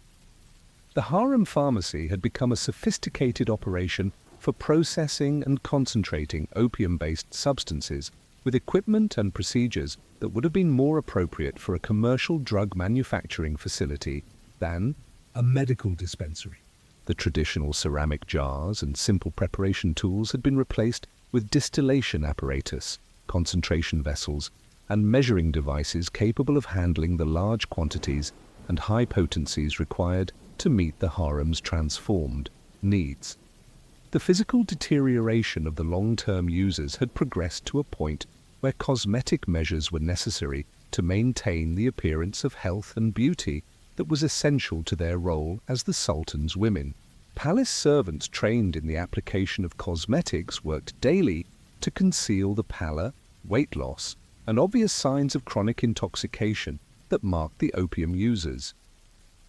Clothing was altered to disguise physical changes, and the scheduling of royal visits was carefully coordinated to ensure that the sultan encountered his wives and concubines only when they were in optimal condition to maintain the illusion of health and vitality.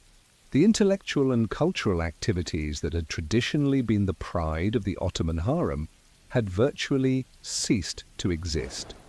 The poetry circles, musical performances, and philosophical discussions that had once attracted the most talented women of the empire were abandoned as participants lost the cognitive capacity necessary for creative and intellectual engagement. The traditional knowledge systems that had been preserved and transmitted through generations of palace women were being lost as the older generation became too impaired to teach and the younger generation too indifferent to learn. The training of new concubines, traditionally one of the most important functions of the harem's senior women, became increasingly problematic as the designated instructors were often too sedated to provide coherent guidance. Young women arriving at the palace found themselves in an environment where the normal processes of acculturation and education had broken down, leaving them to navigate the complex protocols of court life without proper preparation or support. The result was a generation of palace women who were inadequately prepared for their roles and increasingly likely to seek pharmaceutical solutions to their confusion and anxiety. The economic costs of maintaining the harem's opium consumption had escalated beyond any reasonable relationship to medical necessity. The specialized preparations now required ingredients that had to be imported from distant regions, processed through expensive and time-consuming procedures, and administered in quantities that would have been considered sufficient for treating entire hospital populations. The financial resources being diverted to pharmaceutical needs represented a significant drain on the palace treasury and were beginning to attract scrutiny from financial administrators who questioned the necessity of such extraordinary medical expenses. The Sultan's growing awareness of the changed character of his harem created political pressures that extended far beyond the immediate medical concerns. The traditional role of the imperial women as sources of political advice, cultural refinement, and emotional support had been compromised by their pharmaceutical dependence, leaving the Sultan increasingly isolated from the feminine influences that had historically played important roles in Ottoman governance. The absence of meaningful interaction with his wives and concubines affected not only his personal life, but also the informal networks of communication and influence that had traditionally connected the harem to the broader palace community. The key attempts to address the crisis through conventional medical intervention proved futile, as the palace's male physicians had no experience with opium dependence on such a scale and no understanding of the complex social and psychological factors that had contributed to the problem.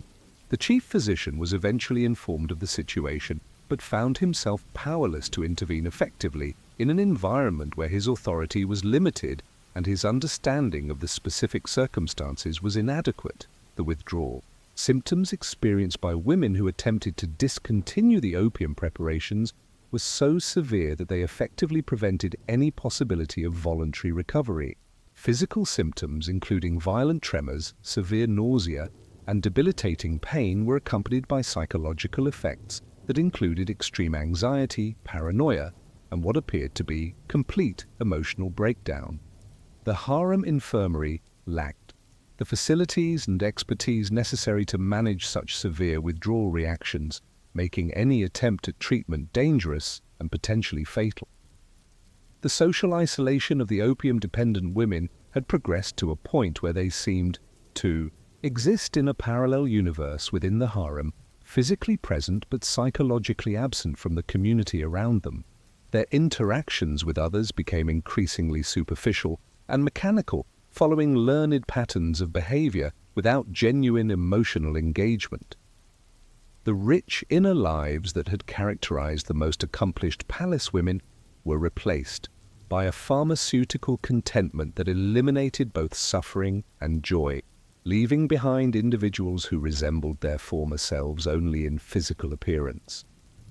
The cultural treasures that had been preserved within the harem for generations, manuscripts, musical instruments, artworks, and handicrafts, were gradually being neglected or damaged as their caretakers lost interest in maintaining the collections.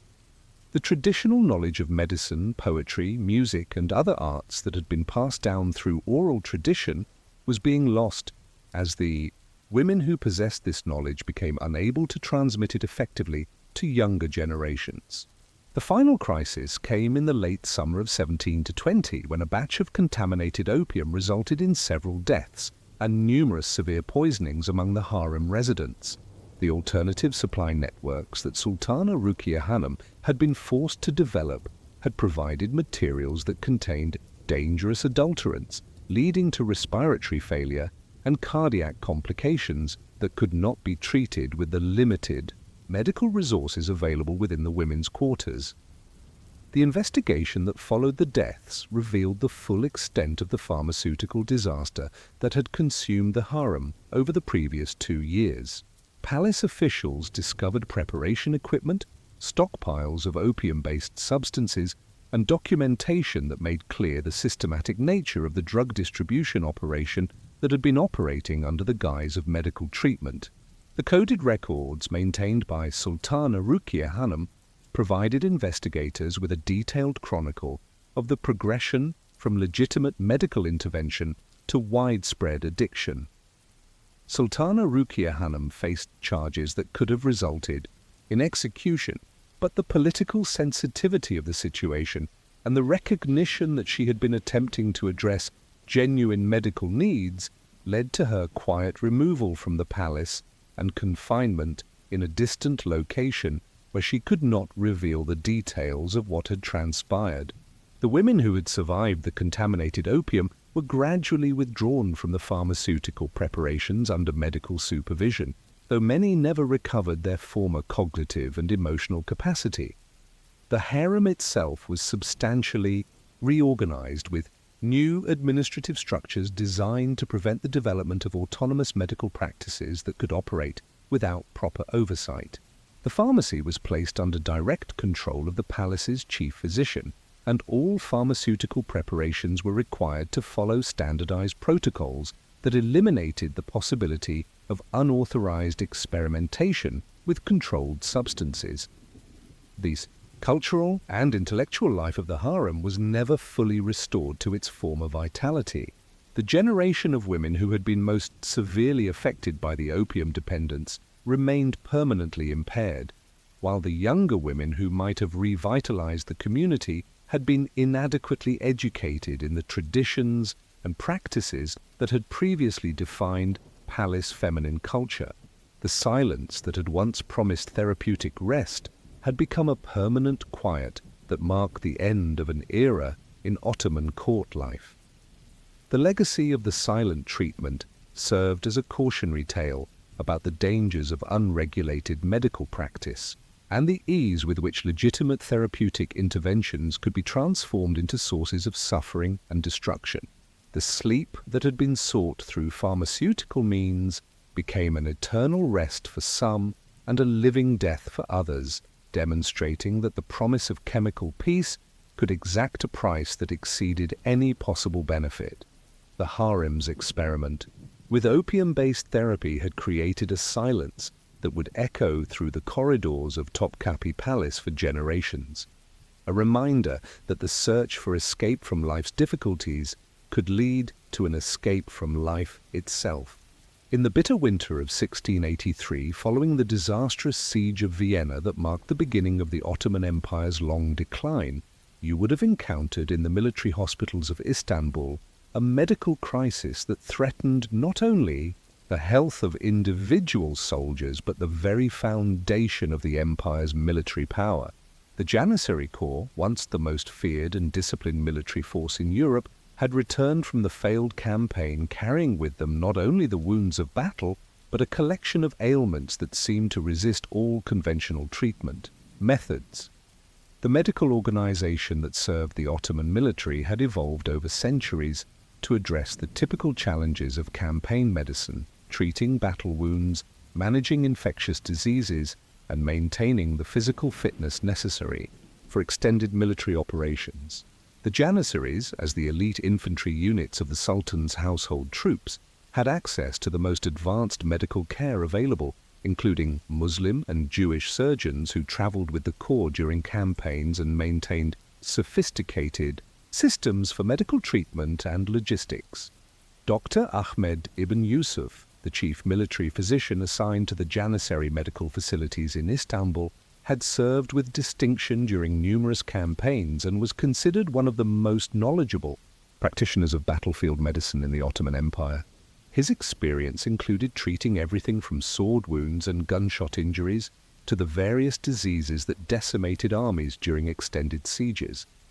However, the condition that had begun to appear among the returning Vienna veterans presented challenges that exceeded his considerable expertise and forced him to develop new approaches to military medicine. The soldiers' complaints initially seemed to fit within the established categories of post-campaign health problems.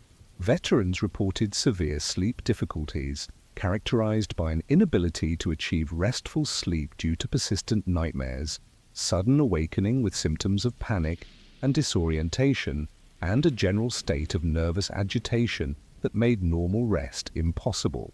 These symptoms were accompanied by physical manifestations including tremors, excessive sweating, and what appeared to be an exaggerated, startled response to sudden noises or movements. The Ottoman medical understanding of sleep disorders provided a framework for diagnosing and treating the veterans' conditions, but the severity and persistence of their symptoms suggested that conventional approaches would be inadequate. The traditional remedies for seher subati, restless sleep, dietary modifications, herbal teas, and environmental adjustments proved ineffective for men whose sleep disturbances seemed to be fundamentally different from the routine insomnia encountered in civilian medical practice. The military context of the sleep disorders created additional complications that civilian physicians rarely encountered. The Janissaries were expected to maintain combat readiness at all times, requiring a level of alertness and physical conditioning that was incompatible with the fatigue and cognitive impairment resulting from chronic sleep deprivation. The traditional barracks environment, with its communal sleeping arrangements and rigid daily schedules, provided little opportunity for the individualized rest and recovery that the veterans' conditions seemed to require. Dr. Ahmed ibn Yusuf's initial treatment approach followed established military medical protocols, emphasizing rapid return to full duty status over long-term therapeutic outcomes. The well-organized medical treatment system that served the Janissary Corps was designed to handle acute injuries and temporary illnesses, not chronic conditions that might require extended periods of rehabilitation or ongoing pharmaceutical support. The pharmaceutical resources available to military physicians included many of the same preparations used in civilian medical practice, but with an emphasis on treatments that could maintain soldier functionality rather than provide complete healing. Laudanum, the opium-based tincture that had shown promise in treating severe sleep disorders in palace settings, was among the available options, though its use in military contexts required careful consideration of the balance between therapeutic benefit and combat readiness. The decision to employ laudanum as a treatment for the Vienna veterans' sleep disorders was influenced by reports of its effectiveness in civilian medical settings and the absence of alternative treatments that seemed likely to provide rapid relief from debilitating symptoms. The military medical philosophy emphasized returning soldiers to active duty as quickly as possible, making pharmaceutical interventions that promised immediate results attractive, despite potential long-term risks that were poorly understood. The initial trials of laudanum treatment among selected Janissary veterans produced encouraging results that seemed to validate Dr. Ahmed ibn Yusuf's therapeutic approach. Soldiers who had been unable to sleep for weeks achieved deep, restful sleep within hours of receiving the opium-based preparation. The nightmares and panic symptoms that had characterized their conditions were suppressed, allowing for the kind of recuperative rest that had been impossible under conventional treatment protocols. The success of the early laudanum treatments led to the expansion of the program to include larger numbers of veterans whose sleep disorders had proven resistant to other forms of intervention. The military medical system was adapted to accommodate the preparation and administration of opium-based treatments on a scale that had never been attempted in Ottoman military medicine, requiring the development of new protocols for pharmaceutical management, and patient monitoring. The supply and logistics systems that supported Janissary medical care were reorganized to ensure adequate availability of the opium and other materials necessary for preparing laudanum in the quantities required to treat the growing number of veterans who seemed to benefit from the pharmaceutical intervention. The procurement of raw opium, traditionally managed through civilian medical channels, was expanded to meet military needs that exceeded any previous demands for the substance. The record-keeping requirements for military medical practice were modified to accommodate the documentation needs associated with controlled pharmaceutical treatments. Dr. Ahmed ibn Yusuf maintained detailed records of dosing regimens, patient responses, and treatment outcomes, creating what he believed would serve as a valuable database for future applications of opium-based therapy in military settings. These records, preserved in the military medical archives, would later provide crucial evidence of the progression from therapeutic use to widespread dependence. The winter months of 1683 to 1684 saw the establishment of what was essentially a pharmaceutical treatment center within the Janissary medical facilities, dedicated to managing the growing number of veterans who required ongoing laudanum therapy to maintain basic functionality. The organized medical system that had traditionally focused on acute care was transformed to provide chronic pharmaceutical management for conditions that showed no signs of resolving through conventional healing. The social dynamics within the Janissary Corps began to reflect the division between soldiers who had access to laudanum treatment and those who did not. Veterans who had participated in the Vienna campaign and received opium-based therapy developed a sense of shared experience that set them apart from other members of the Corps, creating informal networks based on pharmaceutical access rather than traditional military hierarchies or unit affiliations. The military discipline that had historically characterized the Janissary Corps began to show signs of strain as increasing numbers of soldiers became dependent on pharmaceutical preparations to maintain basic functionality. The elite status that had traditionally distinguished the Janissaries from other Ottoman military units was gradually being compromised by their reliance on medical interventions that seemed to be more controlling than healing. By the spring of 1684, Dr. Ahmed ibn Yusuf had documented treatment outcomes that suggested remarkable success in managing the sleep disorders that had afflicted the Vienna veterans. However, his notes also contained the first indications of concerning patterns that would eventually transform his innovative medical program from a therapeutic breakthrough into a military disaster. The soldiers who had achieved relief from their sleep problems were beginning to require larger doses of laudanum to maintain the same therapeutic effects, and their behavior when the medication was temporarily unavailable suggested the development of dependence that went far beyond normal medical need. The stage was set for a medical experiment that would ultimately consume not only the individual soldiers who participated in it, but the very military institution that had implemented it as a solution to the challenges of post-combat medical care. The rest that the laudanum had promised to provide would prove to be far more permanent and far more costly than anyone could have anticipated, marking the beginning of the end for one of history's most formidable military organizations. The spring of 1684 brought to the Janissary Corps a transformation that would have been invisible to casual observers, but was deeply troubling to anyone who understood the subtle indicators of military readiness and discipline that had traditionally characterized this elite fighting force.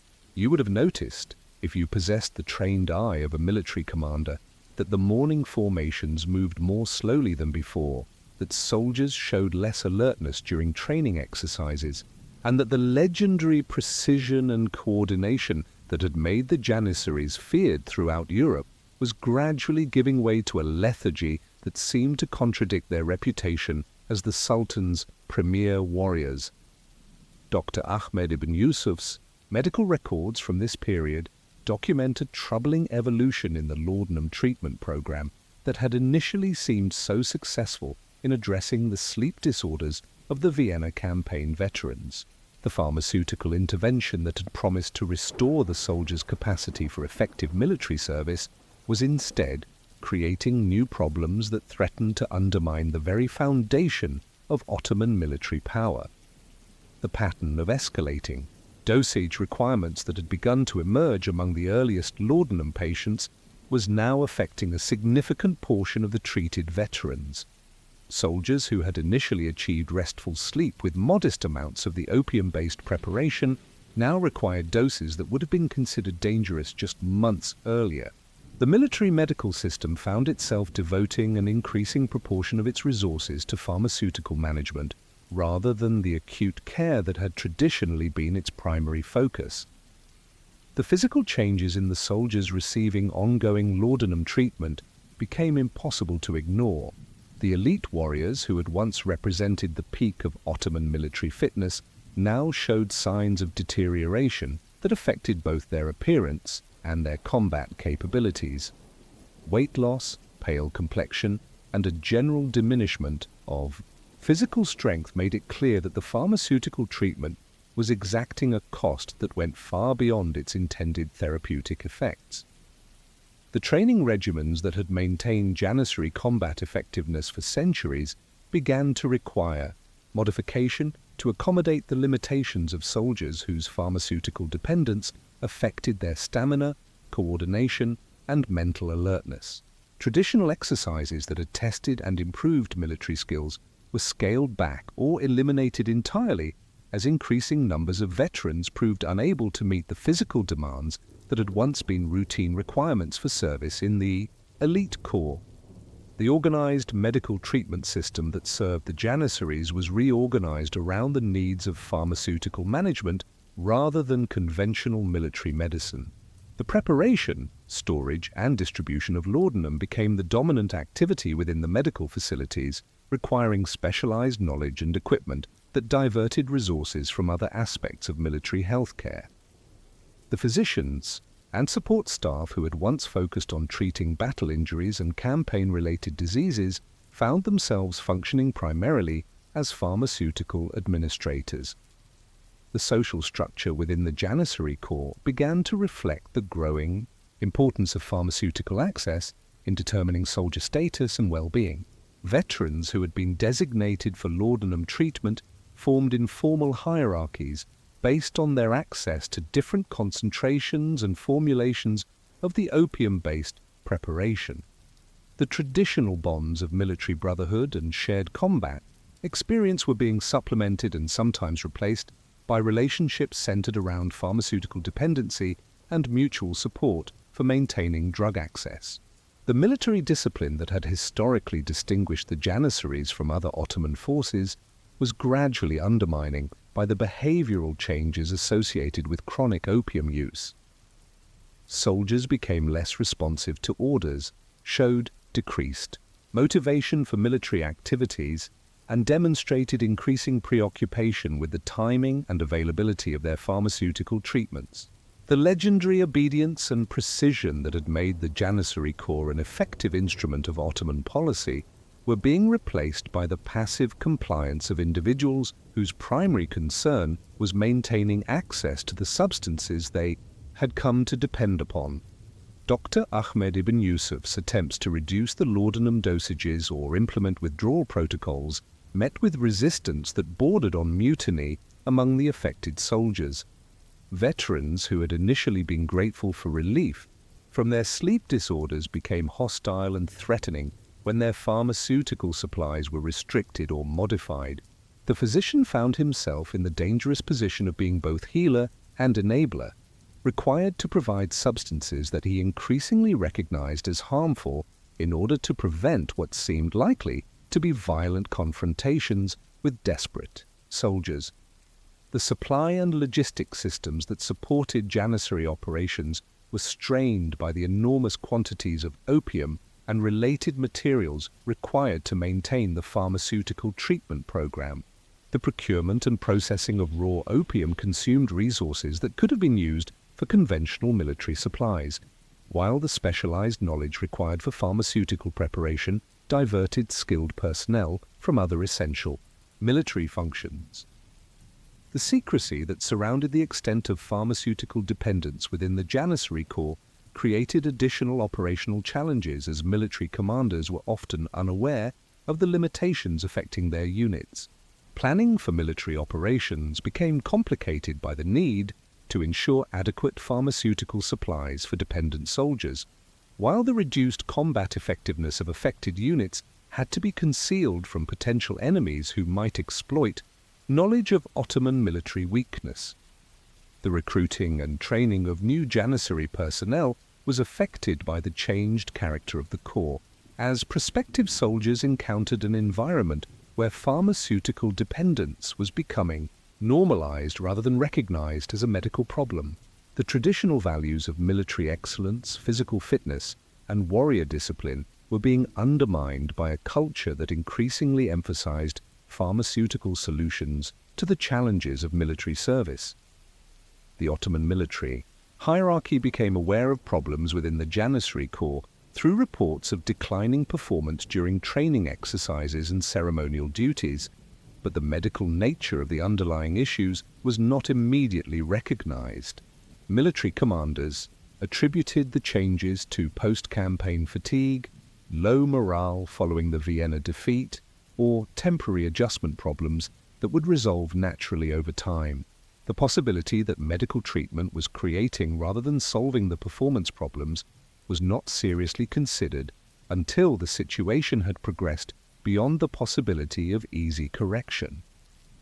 The elite status that had traditionally made service in the Janissary Corps highly sought after began to attract individuals who were more interested in pharmaceutical access than a military service. The selection processes that had historically identified the most promising candidates for elite military training were compromised by the need to accommodate veterans whose pharmaceutical dependence made them unsuitable for normal duty, but too dangerous to discharge from service. The financial costs of maintaining the pharmaceutical treatment program began to represent a significant burden on the Ottoman military budget, with expenditures for opium and related materials exceeding the costs of conventional military medical care by enormous margins. The well-supplied logistics system that had once been a source of Janissary strength was being converted into a complex pharmaceutical distribution network that served fewer soldiers at vastly greater expense. By the autumn of 1684, the transformation of the Janissary medical treatment program from therapeutic intervention to institutional dependence was complete. The soldiers who had once represented the pinnacle of Ottoman military capability had become pharmaceutical patients whose primary function was consuming the substances that promised to maintain their basic functionality. The sleep disorders that had originally justified the laudanum treatment had been replaced by pharmaceutical dependence that was far more debilitating than the conditions it was meant to cure. The rest that the soldiers had sought through medical intervention had become a permanent state of sedated withdrawal from the demands and responsibilities of military service, marking the beginning of the end for an institution that had been the foundation of Ottoman military power for over 3 centuries. The winter of 1685 descended upon Istanbul with an unusual severity that seemed to mirror the crisis consuming the Janissary Corps from within, as snow and ice transformed the military compounds into landscapes that reflected the frozen state of an institution that had once been the dynamic heart of Ottoman military power. You would have observed, had you been permitted access to the Janissary barracks during this period, scenes that would have been unrecognizable to anyone familiar with the legendary discipline and martial vigor that had characterized these elite troops throughout their centuries of service to the empire. The morning formations that had traditionally begun each day with precise military ceremony had devolved into gatherings of men whose primary concern was not military readiness, but pharmaceutical availability. Dr. Ahmed ibn Yusuf's medical facilities had become the functional center of Janissary life, with soldiers organizing their daily activities around the timing of laudanum distributions rather than the military exercises and training that had once defined their existence. The pharmaceutical dependency that now affected the majority of Vienna campaign veterans had created a military unit that existed in name only, as the soldiers' capacity for combat operations had been compromised beyond any possibility of recovery through conventional military discipline or training.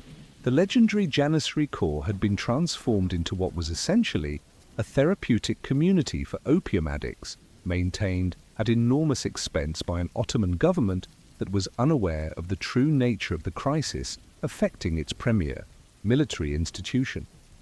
The physical deterioration of the soldiers had progressed to a point where even basic military activities were impossible for many of the affected veterans. The elite warriors who had once been capable of marching for days while carrying full equipment now struggled to complete simple garrison duties or maintain their personal weapons and equipment. The muscular strength and cardiovascular endurance that had been prerequisites for Janissary service had been replaced by the weakness and lethargy characteristic of chronic opium addiction. The command structure within the Janissary Corps had adapted to accommodate the pharmaceutical needs of the dependent soldiers, with military orders being modified or cancelled when they conflicted with medical treatment schedules. The organized system that had once coordinated the activities of thousands of soldiers in complex military operations was now primarily concerned with managing the distribution of controlled substances and preventing the medical emergencies that resulted when pharmaceutical supplies were interrupted. Dr. Ahmed ibn Yusuf had become the de facto commander of the Janissary Corps, as his control over pharmaceutical supplies gave him more influence over soldier behavior than the traditional military hierarchy possessed. His medical records from this period reveal a man overwhelmed by responsibilities that had evolved far beyond anything anticipated in his medical training, struggling to maintain order among soldiers whose dependence on opium-based treatments had made them effectively ungovernable through conventional military discipline. The supply and logistic systems that had once supported military campaigns were now dedicated entirely to pharmaceutical procurement and distribution. The Ottoman Empire's extensive trade networks were being utilized to obtain opium in quantities that exceeded the normal medical needs of the entire imperial administration, while specialized facilities were established to process raw materials into the concentrated preparations required by soldiers whose tolerance had reached extraordinary levels. The secrecy surrounding the true condition of the Janissary Corps was maintained through elaborate deceptions designed to conceal the extent of pharmaceutical dependence from Ottoman military commanders and government officials. Inspections and ceremonial duties were carefully choreographed to present the appearance of military readiness, with only the least affected soldiers participating in activities that might reveal the Corps' compromised condition. The legendary reputation of the Janissaries provided cover for their actual incapacity, as outside observers assumed that any apparent lethargy or reduced activity was temporary and would be corrected when military action was required. The recruitment of new personnel to replace the pharmaceutical-dependent veterans proved impossible, as the institutional culture of the Corps had been so completely transformed that conventional military training and discipline were no longer viable. Young men selected for Janissary service encountered an environment where pharmaceutical dependence was normalized and military excellence was neither expected nor rewarded. The traditional processes for developing elite soldiers were incompatible with an institution whose primary function had become the management of chronic addiction.